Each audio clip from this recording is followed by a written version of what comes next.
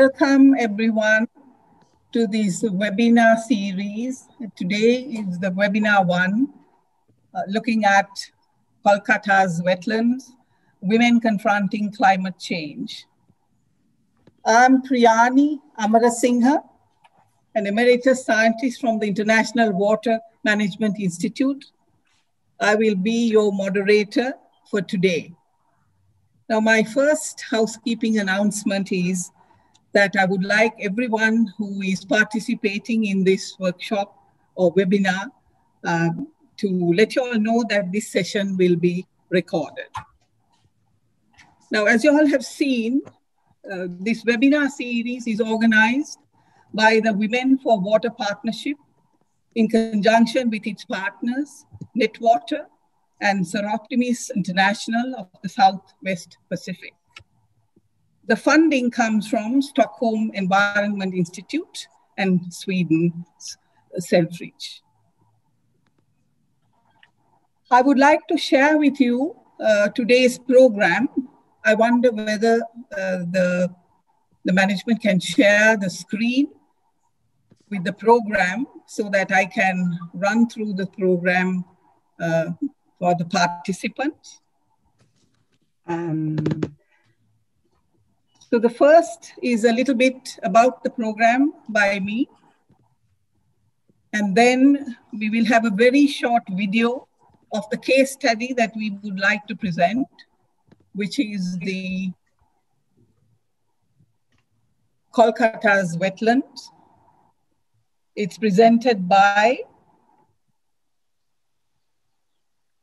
Dhruba Dasgupta, who is the project director, Society for Creative Opportunities and Participatory Ecosystems. It is about how the wetland communities, the women have responded to the situation due to COVID.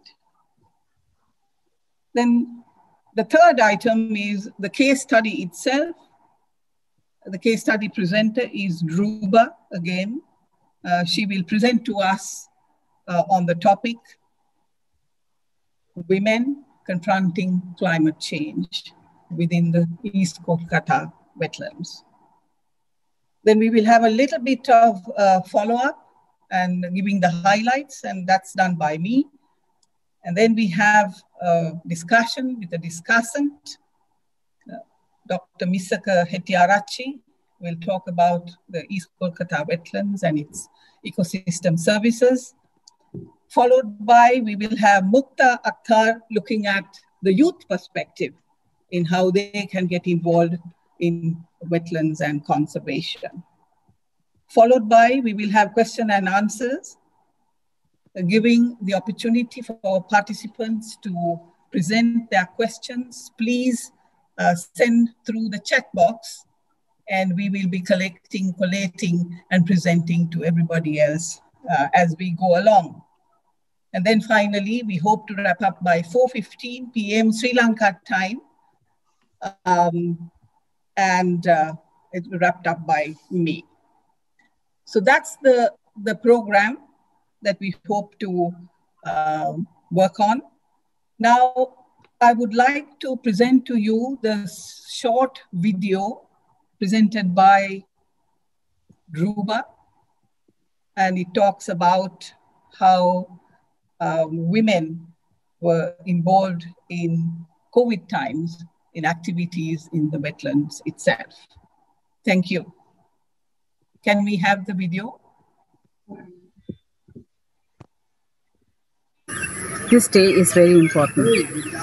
After a whole lot of very intensive searching, we procured high-yielding variety rice seeds of 9 different varieties, and these have been procured from the Krishi Vigyan Kendras in Joynagar Nimpit and in Arapat Shonakpur. These are distributed to farmers spread over 2 villages of Adivasis in East Kolkata wetlands. About 140 bighas of land and 9 different varieties of seeds which will be grown. Along with the distribution, What we also did was impart initial training about how to treat the seeds before sowing them. This is just the beginning of our journey. We will see through the entire cycle of growing of the rice and see what kind of yields they get by following organic methods of rice growing to the extent that is practicable. We hope this is just the beginning of a much longer journey, and this will give good results so that the farmers are happy as well as we are happy to see that they can continue these rice varieties that will be used and that will yield good results. We are all hopeful and look forward.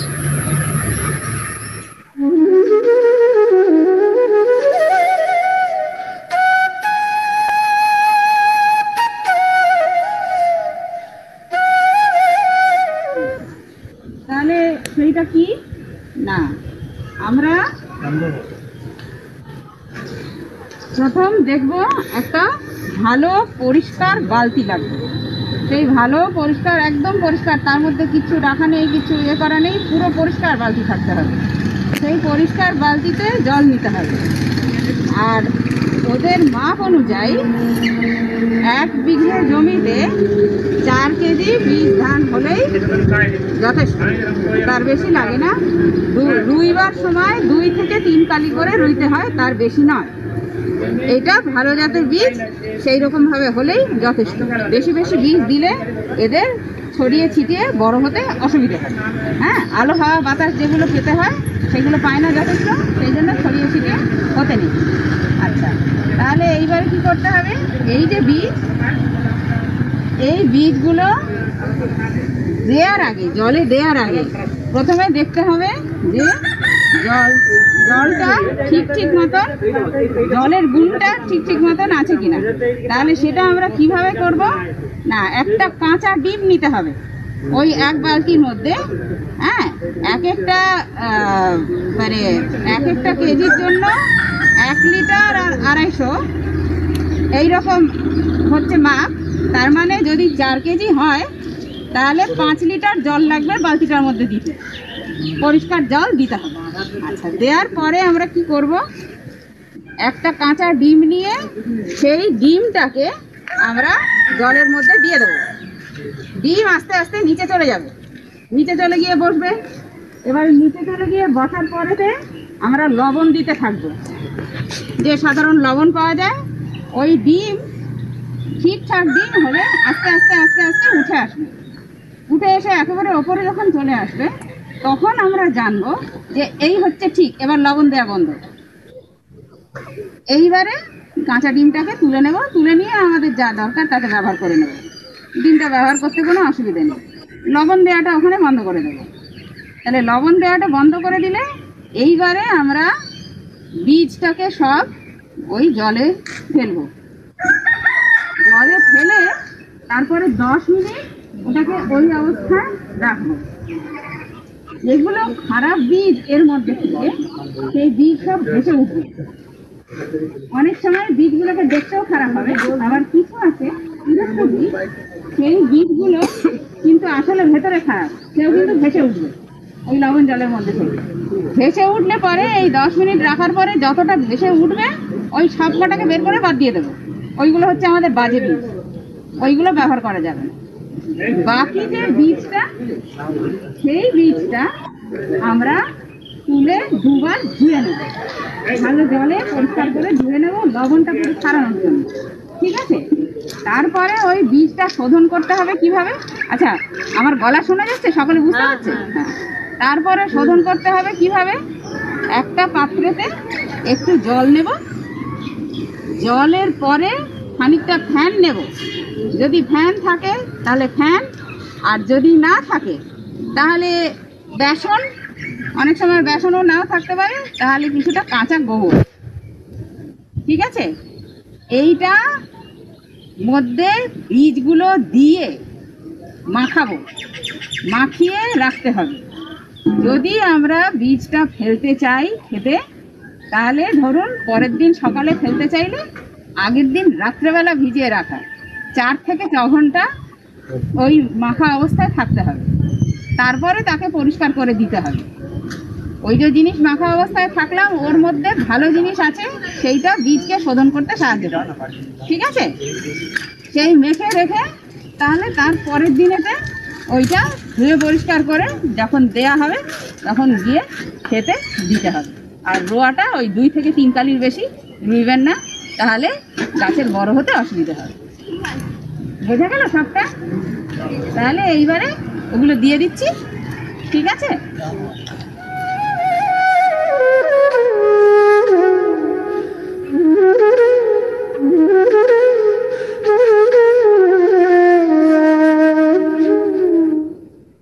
Thank you very much, Dhruva, for presenting that beautiful video and sharing your experiences in the wetlands with women, and especially times that were very hard for women to get on with their livelihoods and lockdowns and also working in their fields. Thank you very much, Dhruva, for that presentation. We will go next to the presentation itself. Dhruva is the project director for the Society for Creative Opportunities and Participatory Ecosystems. She will talk about how women are confronting climate change. As you all know, East Kolkata Wetlands is well known for its unique ecosystems. It has many ecosystem services. It's a Ramsar site. It's a World Heritage Site. And for over 100 odd years, this is a nature-based solution for the city of Kolkata to manage its sewage. With it evolved this unique system of sewage farming. And today, Dhruva is going to talk about how women are involved and how they're tackling their challenges, especially related to climate change.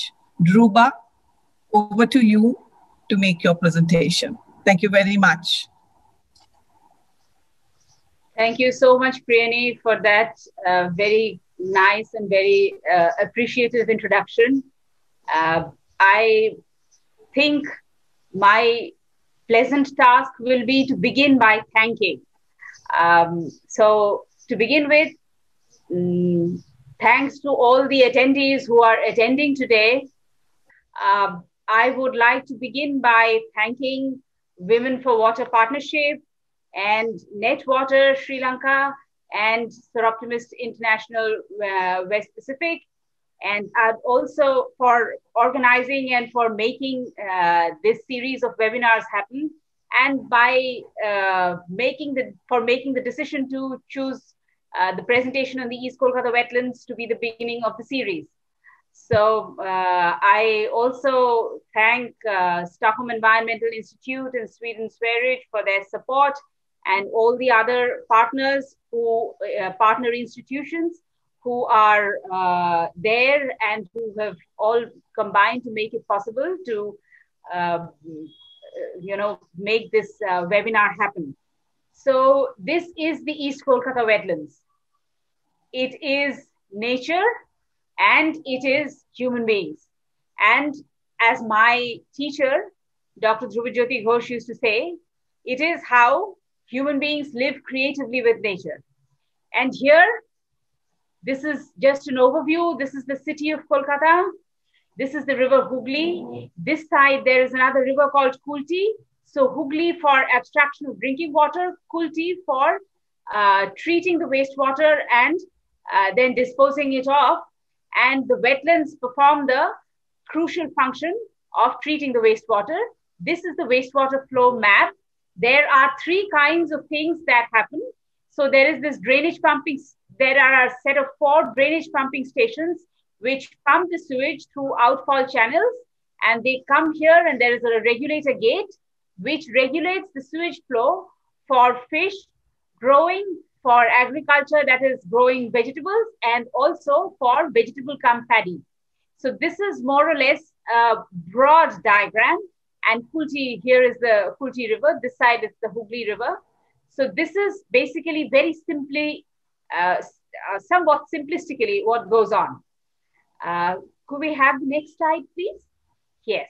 So these are some of the administrative details about the East Kolkata wetlands. There are 2 districts and there are 32 census villages spread where there are rural local bodies, administrative bodies, which are called Gram Panchayats, and there are municipal corporations, which are urban local administrative bodies. And there is a management authority called East Kolkata Wetland Management Authority. And for sewage supply, there is Kolkata Municipal Corporation. For distribution of that sewage and canal maintenance, there is the Department of Irrigation, and there is some amount of involvement of Department of Fisheries and Department of Rural Development. Next one, please. So I already spoke about living creatively with nature, but along with that, you know, what my teacher used to say, he passed away in 2018, and he devoted about 40 years of his life to name, to map, to take the story of these wetlands to the world. And he always cautioned that while on the one hand, these people live creatively with nature, there is also something called urbanization threat. And he used to say wetlands are real estate in waiting. Next slide, please. So this is what he meant by real estate in waiting. There was the wetland, and behind that, there was the city. So this is the production space, and this is what the women do. They are involved in every form of production. This is another extra thing, but women are involved in fish growing in a lesser way. They are more involved in agriculture on farm, whether it's vegetable growing or paddy cum fishery, and they pursue animal husbandry as an extra source of income. That is where our organization, the Society for Creative Opportunity and Participatory Ecosystems, helps them. If women were not originally involved in fish production, and it's only towards the end of the 20th century that people, the tenurial patterns underwent a change, and large landlords were not large landlords anymore. So there were fish ponds, which are called bheris, which began to be managed by informal fish worker cooperatives. They are the ones who took the decision that if the male member passed away, then the woman would be asked to take his place. And you must remember here that if one had to be in one family, if one had to be involved with sewage-fed production work, then one member of the family, whether it was the woman or it was the man, one member of the family could be involved in sewage-fed production work. And here the important part is the women are paid equal to men. There is no wage differentiation. For equal work, there is equal pay. In fact, women are also given some preference. They are generally not asked to do, night duty or, security related duty. Very rarely. There are very few who do that, but they're really rare. Generally, they thought that better to keep women away from night duty because they have to do their household work also. So that kind of planning existed. And the women are very much involved in preserving the ecology because they do the pond maintenance work. There's a lot of management work that has to be done when the ecology of this ecosystem has to be maintained. May I have the next slide, please? So these are the kinds of work they do. There is pond maintenance work. And this particular woman, and there are 3 women fisher folk in this fish pond, and they do fish netting also. They catch fish and they take it to the market. Generally, very few women catch fish in these wetlands. They are more involved in the pond maintenance work. There are also women who go and buy fish in retail, and they sell fish in the bigger fish markets in the city. Next one, please. So this is the gamut of activities. The next one. Yeah, so this is the vegetable farming part. And vegetable farming cannot happen without women's labor. So mostly the women who grow, they are the ones who will go and sell it in the market. So they produce and they grow, and therefore, when they earn, they have their say in the family too. Next one. Yeah, so these are the women who are involved in vegetable growing and vegetable marketing. These are two of the biggest vegetable wholesale markets in Kolkata. They are usually held from afternoon onwards. This woman grows brinjals and also goes and sells them. Next one. Okay, so this is production work again, and this is, these are waste pickers. So waste recycling and solid waste management is a part of these wetlands. They are called, the wetlands are therefore called East Kolkata Wetlands and Waste Recycling Region. Next one, please. Yeah, so this is the thing that we want to highlight and we want to emphasize. For the past 2-3 years, what has happened is delayed monsoon has been a pestering phenomenon. And when that happens, then that affects all kinds of production. And the amount of food produced, whether it is fish or it is vegetables or it is paddy, all of that is affected. And this year, Amphan added to that list of climate impacts. So there was real havoc. And because Amphan was added to the list, of an already existing pandemic situation, livelihood was really affected, and food became nobody has really put out any numbers in the public domain, but the only indicator that we got, our organization, was that every fish pond, there were instances of fish theft and desperate fish theft, because people were not able to move around, they were not able to carry out livelihood activities. So, fish theft became an unavoidable phenomenon. It is the farmers who suffered, both men and women, but there was nothing to do. Next one. May I have the next slide, please? Yes. So what we realized was that initially, could we go back to the earlier one, please? Yeah, so initially we realized that, it was all very well to give little bits of food support by giving food kits, but that wouldn't do. We needed to make them self-sufficient to the extent that our abilities permitted. So we supplied paddy seeds. And these are things that you saw in the film, and the rice crops are maturing now. What we do is we have a technical collaboration with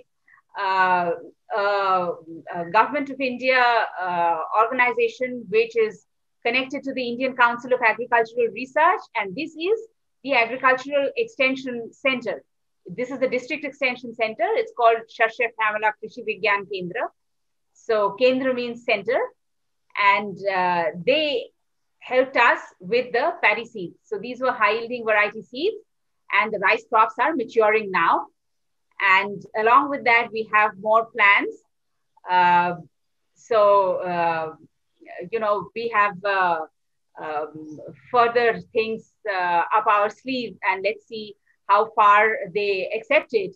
These are villages which have marginalized people. And this is something that I should have mentioned earlier. We distributed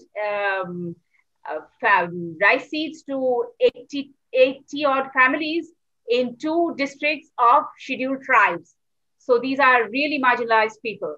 And this entire wetland, the work that is done is by people who belong to scheduled castes and scheduled tribes according to our system of things. And these are socioeconomically marginalized people. And they are the ones who do the work from the, all over the wetlands, because they are the ones who use the sewage to treat and do that by producing the food. So next one, please. So this is the growing rice crop. And next one. Yeah. So animal husbandry training has also been provided. And this particular one, this was a pigsty, and this got completely demolished in Amphan. We provided financial support to rebuild this one. And the woman whom you saw in one of the earlier slides, who was holding a whole lot of eggs, this is her pigsty. She is good at animal husbandry. So we assisted her. And we also did a lot of, over 5 villages. We supported people whose roofs had been completely blown off because Amphan wreaked real havoc. And the last one, I think, last slide, can we go to that one? Yes. So women are partners, production partners with men. And if both of them didn't collaborate with each other to produce and to keep up the ecological balance and to give the city of Kolkata the biggest biological sewage treatment plant that there is, where we from the city do not have to pay a single penny for getting our sewage treated. And these are the people who utilize the sewage and who produce, and who, this is entirely domestic sewage that goes to them. We don't have industrial sewage as such, which reaches these people. So women are an important component in this whole production process and in benefiting the city of Kolkata. So it is a symbiotic relationship between the village and the city, but the threat is, people do not understand adequately that you cannot go and build your house over there.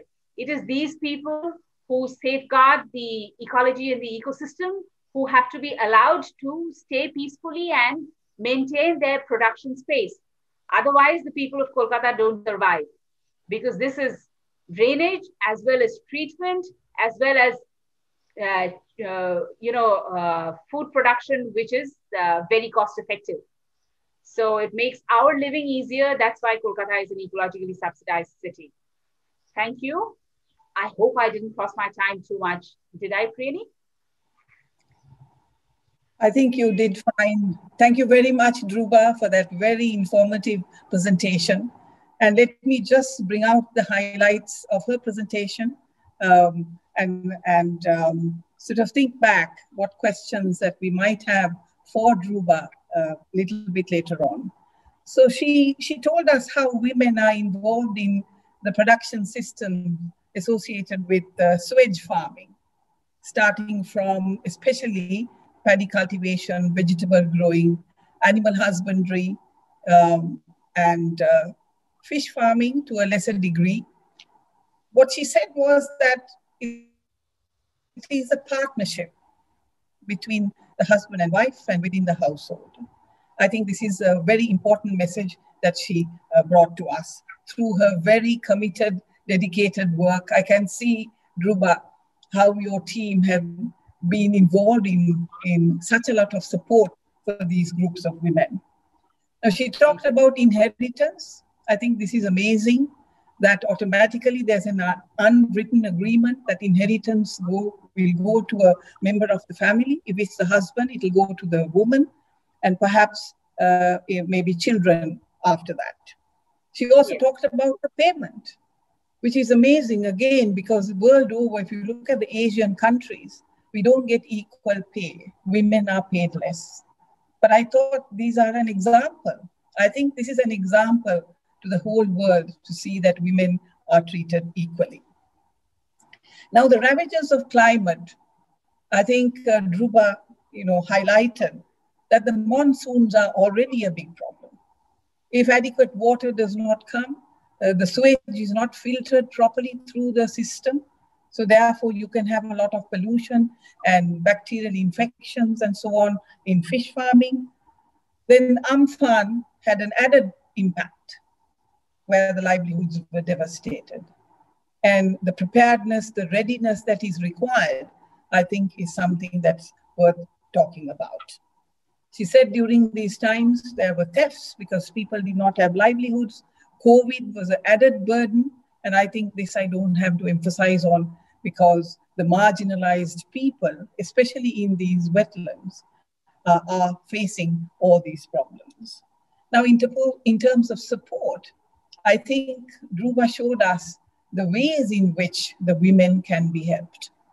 I think it's amazing from, giving help on how to grow their different kinds of vegetables under difficult circumstances, how to grow paddy and how to treat, paddy for a good production, and then about animal husbandry and a whole host of other things that can be sort of given to these women to make their lives better.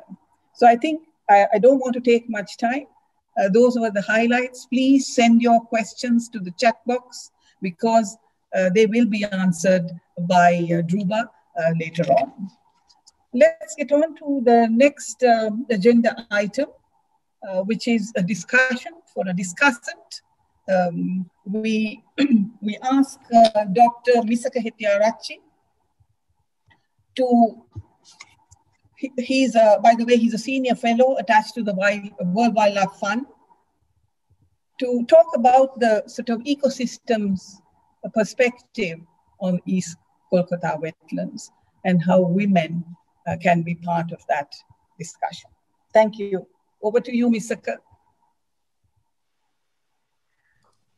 Thank you, Prayani.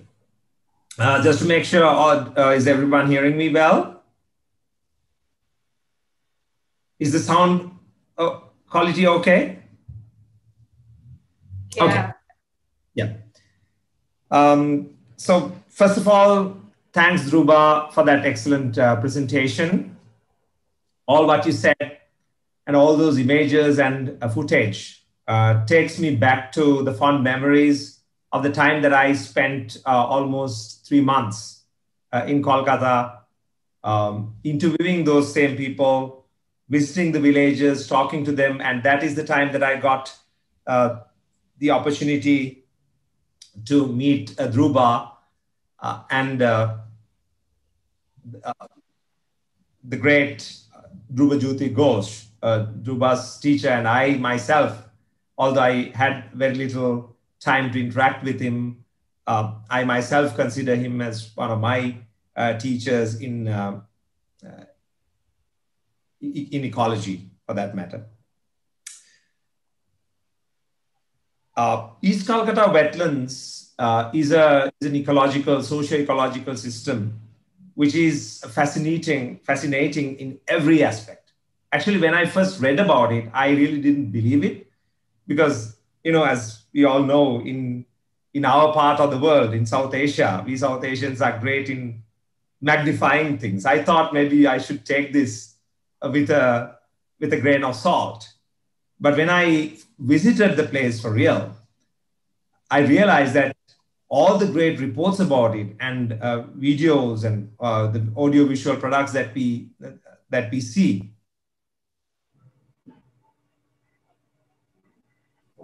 about it to what it really is. It's a fascinating system, fascinating combination of ecological management,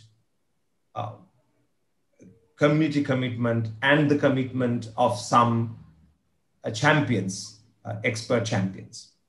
So the East Kolkata wetland interested me actually in 3 ways. Number one, I'm a civil and environmental engineer by training. So it was, for me, it was fascinating because it is not only the largest wastewater recycling plant in the world, It is not only the largest example of wastewater-based agriculture and aquaculture in the world, it is actually the largest one single wastewater treatment plant in the world. It treats the waste from a city of more than 10 million, I think 13 million to be more precise. Secondly, as an environmentalist or environmental scientist, it was fascinating for me because this system, which is entirely human managed, socially managed, is on the other hand, it is maintaining the ecology of that area, of that landscape, in a way that no other system can.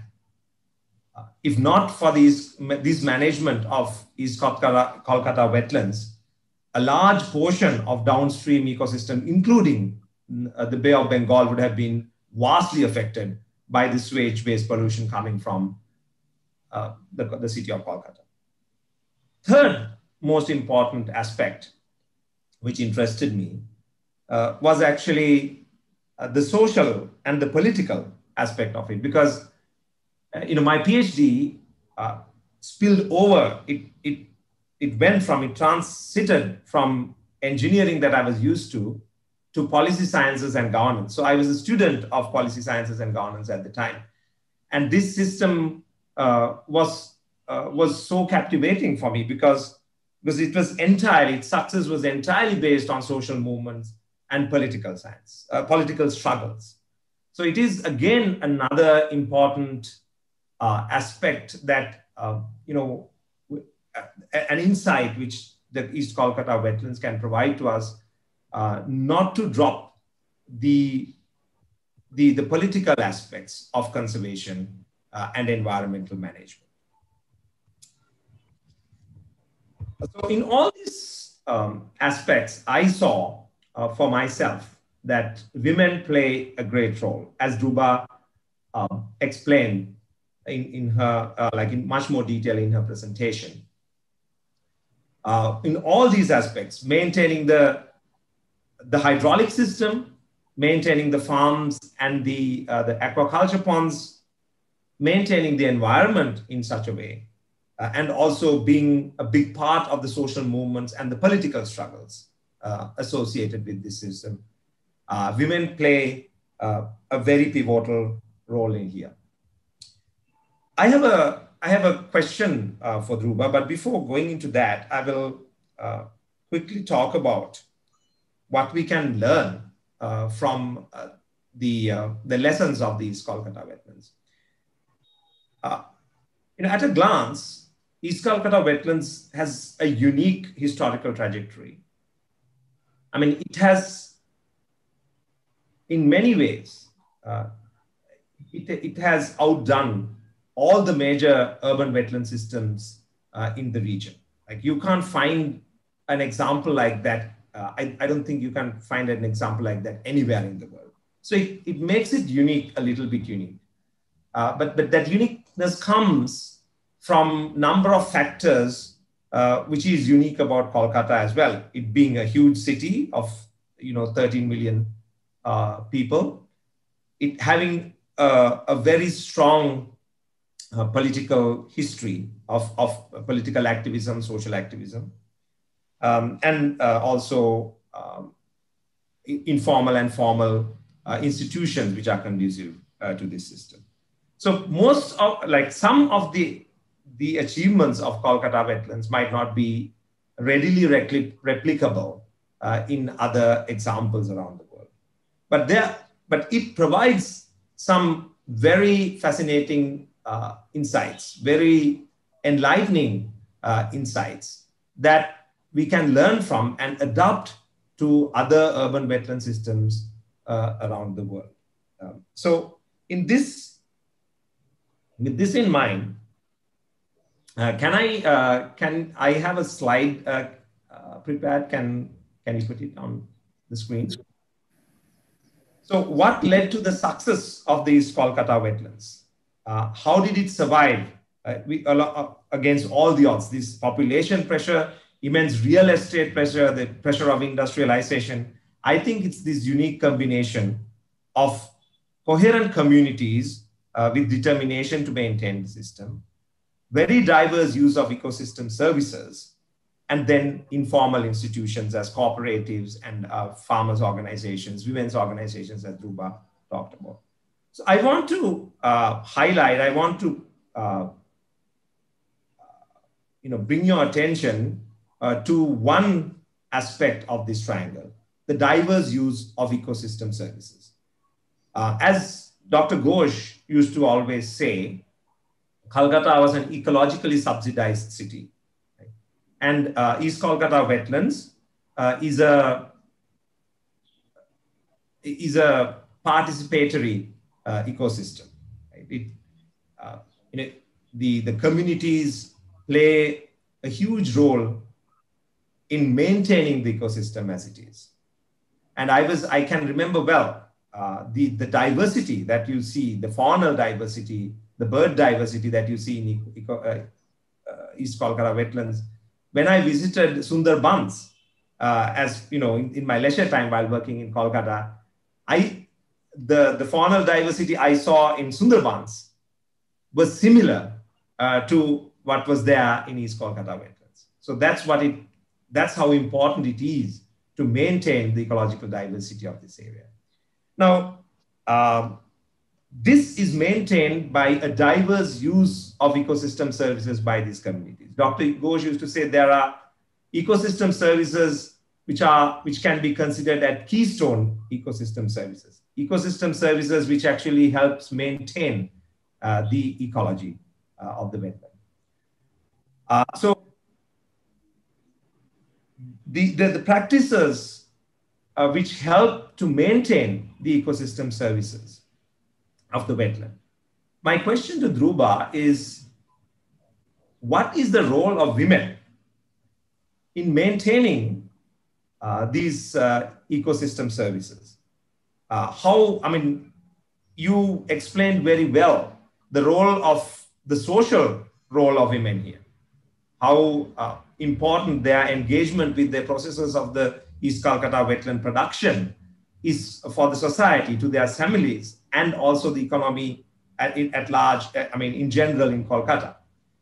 But what is their role in maintaining these ecosystem services and in turn ecology of the East Kolkata wetlands? Because this is extremely important, as you have mentioned.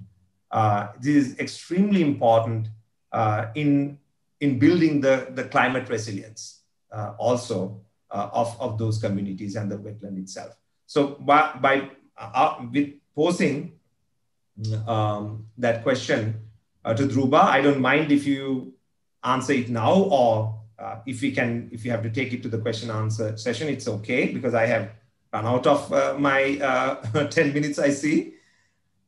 So we can go into the, it's okay if you answer it in the Q&A session, but if you can shed some light on that, Dhruba, that will be great.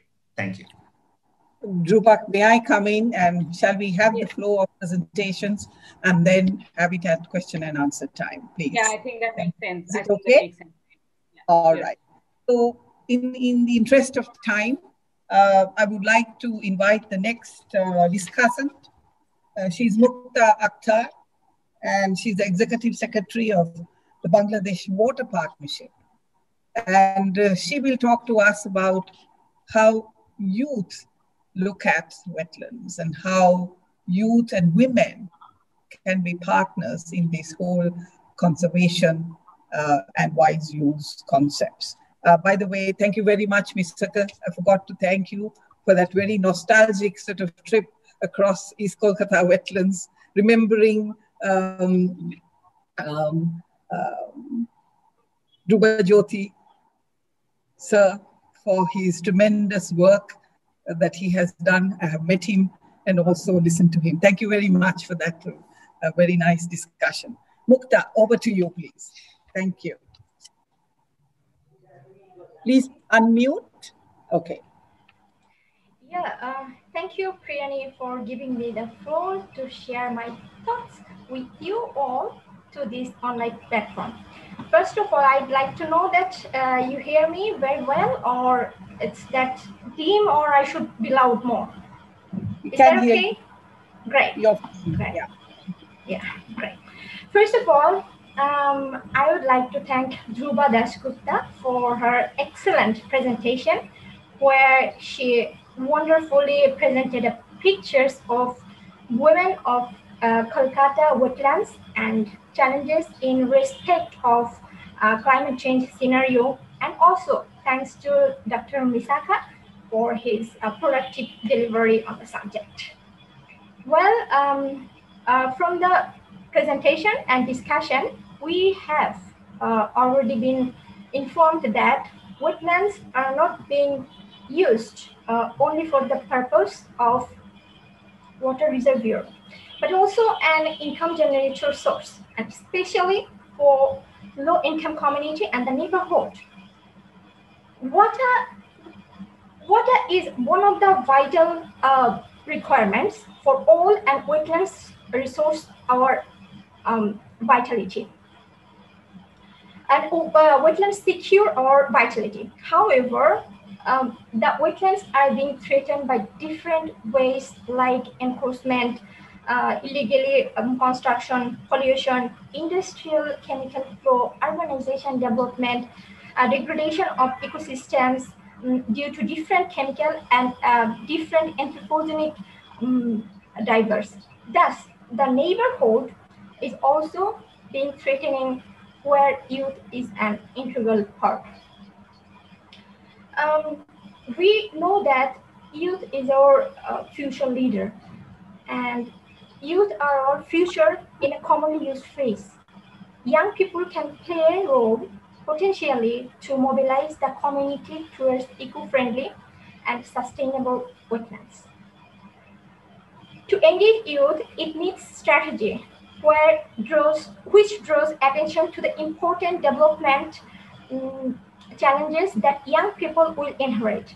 The importance of engaging youth in protecting the environment and promoting sustainable economic development as the demand for natural resources and particularly water increases. And you know that youth can be involved, and they can take a number of measures to address and protest the challenges of wetlands. And like building awareness through arranging campaign, art competition, dialogue, street drama, and workshops leading to the exhibition can help the stakeholders and the youth to understand the ground scenario, and such measures can be able to take attention to the authorities to protect the wetlands. And building capacity is one of the primary measures. Yes, building capacity is one of the primary measures to empower youth to play a vital role in protecting the wetlands.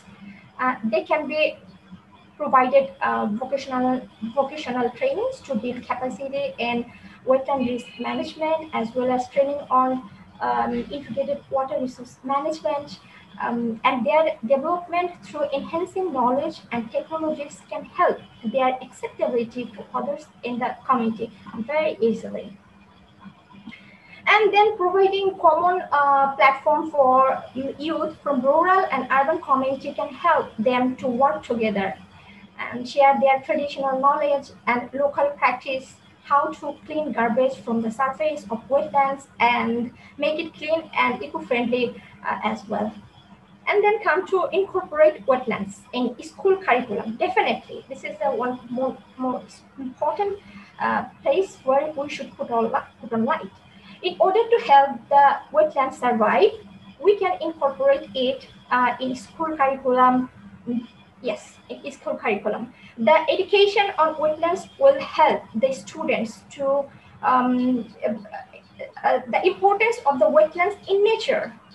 And opening course on wetlands for disaster risk management and arranging such tours to wetlands can help enhancing knowledge with good understanding and creating awareness about the value of wetlands. And it is expected that the student ambassadors will be able to bring about changes in the mindset of their fellow students and with their family and their neighbors and the communities with knowledge about the do's and don'ts that of course play a very proactive role in protecting the wetlands. And yes, from Dhruva Das Gupta's presentation, so there is a very largely and very informally, she delivered a very well delivered her presentation, and we see that the women participation from her presentation. And here we can build a women and youth in partnership. And then how? Women and youth could also be a good partnership in respect of wetland aspects in grassroots. I mean, I'm talking about in my country, that in grassroots level in my country, it has been observed that women and youth are more inclusive with wetlands for generating income. And in that way, they are able to support and add financially value to their family needs, and also mobilize the economic diversity as well as sustainability. And hence, it helps the youth build ownership, partnership with other of wetlands communities. And then come to building awareness on climate change. Yes, climate change is now a real issue. I mean, now it's a common and devastating phenomenon around the world, and that also creating havoc in health of wetlands. And by enhancing knowledge on climate change, the young people can act as change makers and help the community people understand that climate crisis is real and it will be affecting them too. Well, last but not the least, making room in the table talk with government and policy makers. Yes. Young people need floor in the discussion and decision-making table in the family, society, local, national, even international level with government and the policymakers and the experts. And the opportunity will help them building dynamic leaderships, strong commitment to work and to develop ownership. It also assists them to develop responsibilities with enriched knowledge that can help them thinking vigorously to save the wetlands and the diversities now and future. And yes, that's all about my presentation for now. But thank you all for hearing me. But I have a question actually to Dhruva Das Gupta. So can I ask a question here or later on? If you allow me, then I can ask a question. Maybe you can ask the question and Dhruva can answer it at the question and answer. Okay. Is that okay? Great. Yes, that's very great. And because again, I'm saying that Dhruva, that was really a nice presentation from your side. And my question is that how women can be supported by youth, and how to then support the youth in wetland activities. And I think that is my question to you. Thank you very much, Mukta, for that very nice presentation on discussing how youth can be involved, in what ways. And there are multiple ways in which youth can contribute to the conservation of the wetlands. And also asking that question from Dhruva, how women can be part of that discussion. I'll leave it to her. So we saw Ms. Acker talking about the ecosystem and ecosystem functions, ecosystem services. These two are two different things. Those who know details of sort of ecological aspects will understand that better. So ecosystem function is how the ecosystem functions. But the service is really how people accrue those benefits. So with these sort of expert discussions, I think we like to ask participants to pose their questions. Let us start with Ms. Acker's question. Dhruva, you may start till others pose their questions in the chat box. And someone, I think, is collating everything together, and then followed by Mukta's question, and then we'll get on to the participant questions. Over to you, Dhruba. Thank you. Thank you, Priyani.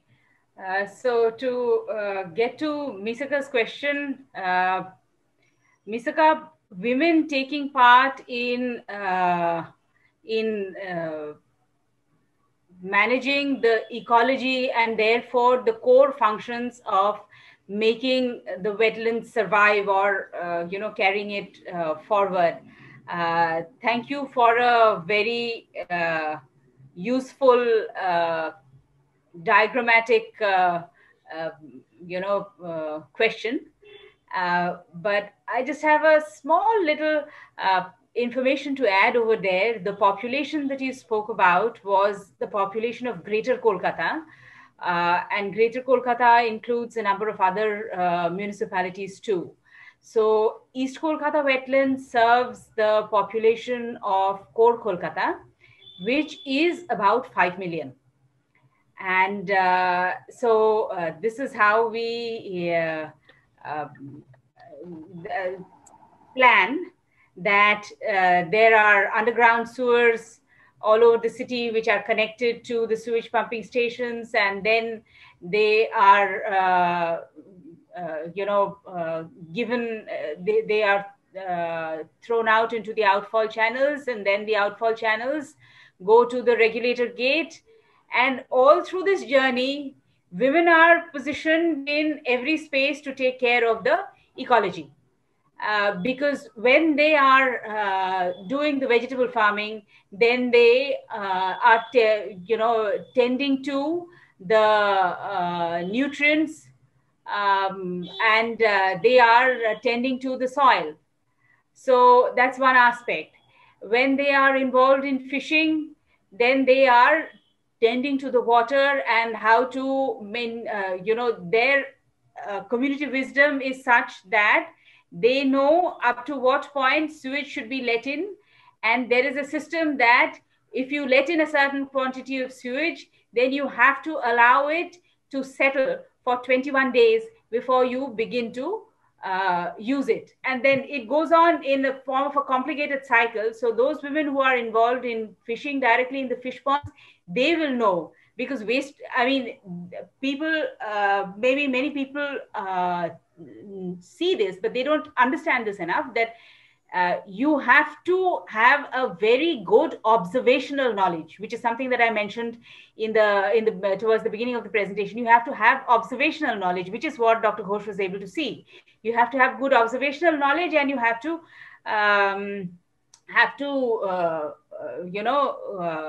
continuously practice. That's how conservation is kept in situ. I can see a question about how the generational handing over happens. Well, the generational handing over happens like this, that it's not generally from mother to daughter. This is whichever person gets the chance to do sewage fed work. So it can be from father to from husband to wife, and then from wife to son, and then from brother to sister, or whichever way it is. But it is not gender specific. It is how the practical situation dictates that the knowledge is transferred on the ground. But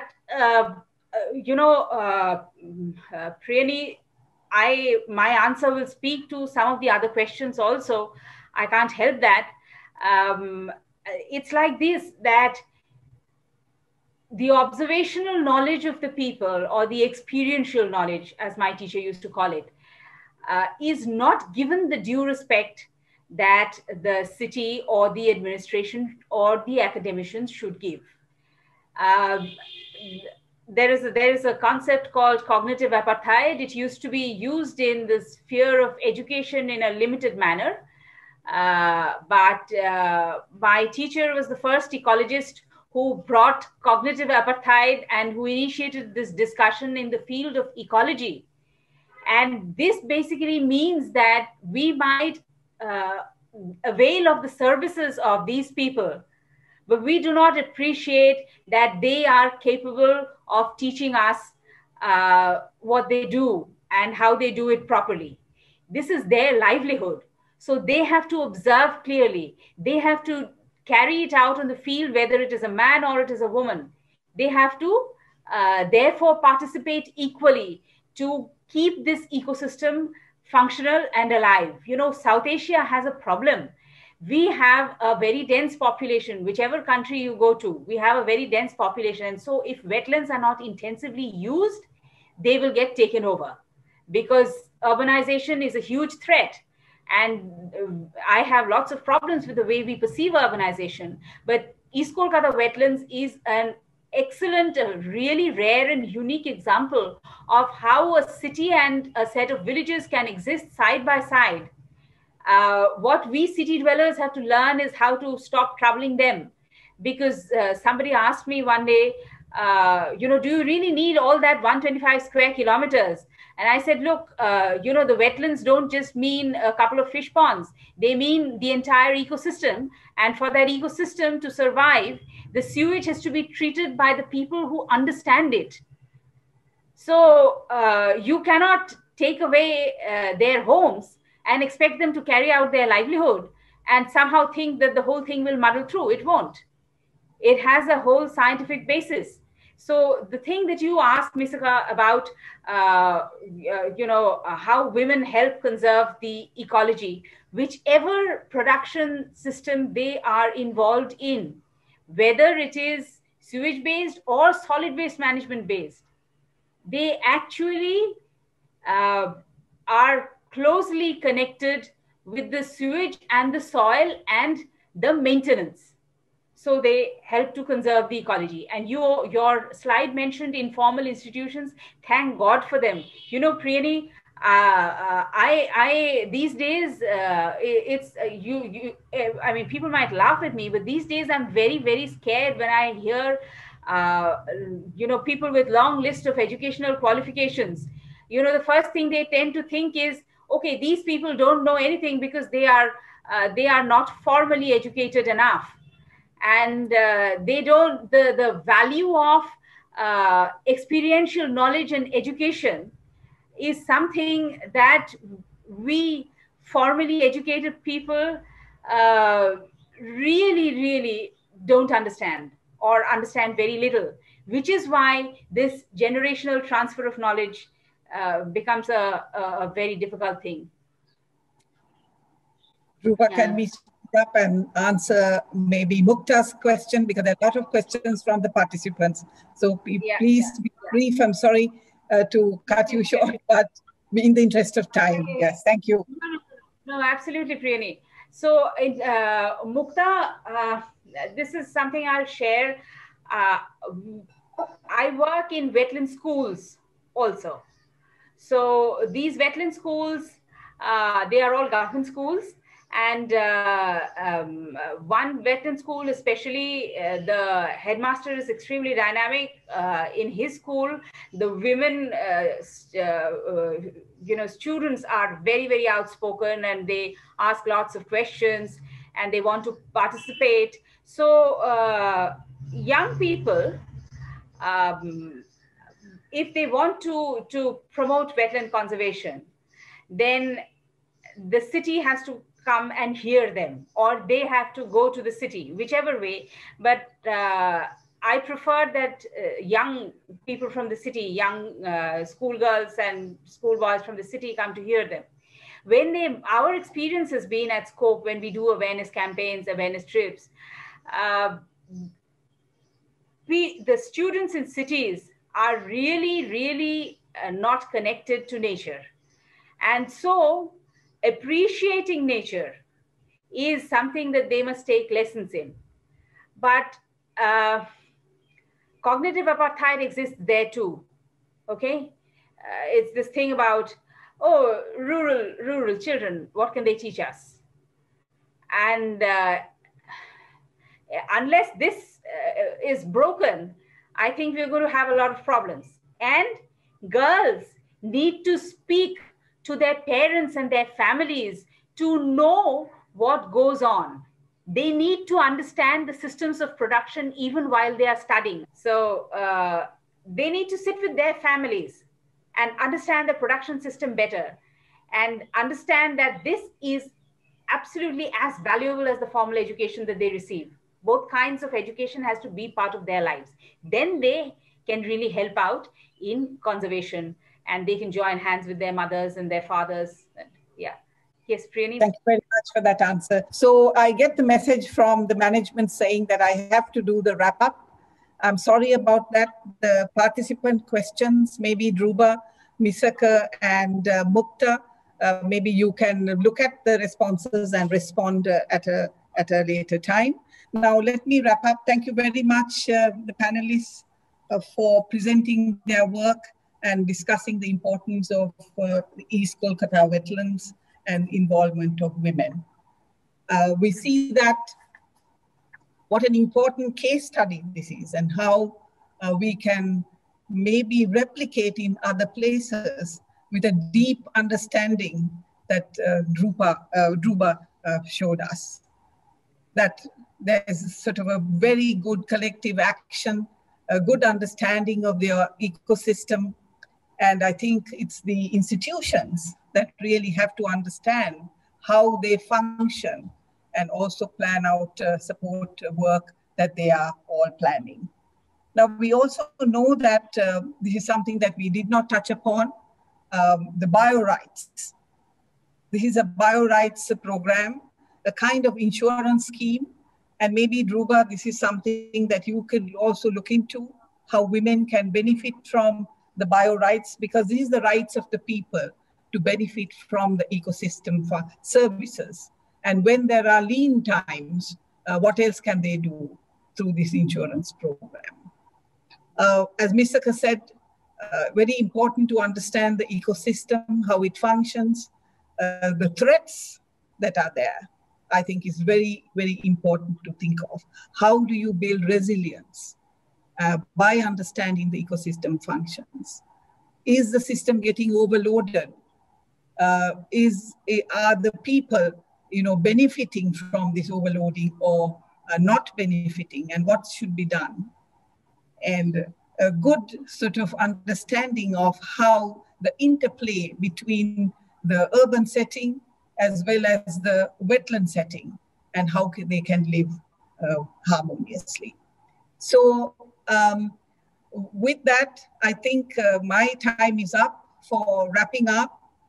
I need to say thank you to the Stockholm Environment Institute, Sweden's Severidge for funding this program.